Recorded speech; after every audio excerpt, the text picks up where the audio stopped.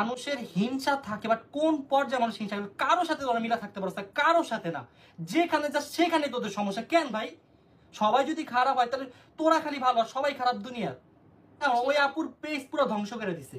ওই আপু তো এখন অনেক কান্নাকাটি করতেছে। ওই আপু এখন আমাদের সাথে যোগাযোগ করছে, আমাদের পেজ নাই দেখে আমরা যোগাযোগ করছি আপুর সাথে।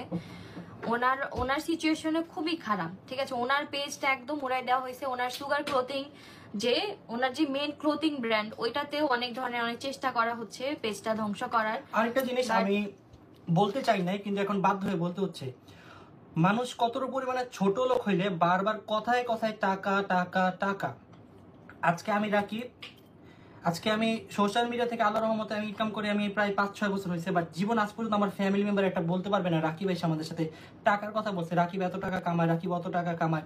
আমার কথা হচ্ছে টাকা তো টাকাই, টাকা সবাই কামায়, কেউ বেশি কামায় কেউ কম কামায়। আর আমি এখন যে কথাটা বলতে চাচ্ছি, ও বারবার লাইভ এসে বলতেছে আমি যখন টাকা কামাইতাম তখন কি ওরা টাকা চোখে দেখছে কিনা জিজ্ঞাসা করো। এখন আমি একটা অ্যান্সার দিতে চাই, আমি এটা কখনো বলতে চাইনি।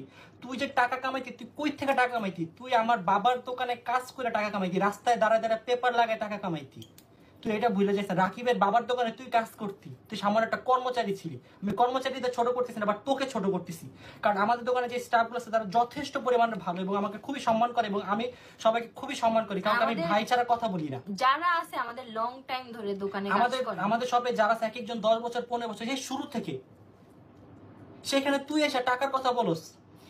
ঋতুর ফলোয়ার তার থেকে একটু বেশি ছিল দেখে পার্সোনালি আমরা কোনো কথা বলতে চাই না, বাট ওর এইসব বাজে বাজে কথা বইলে গেছে, এই জন্য আমি রিপ্লাই দিচ্ছি। এটা তো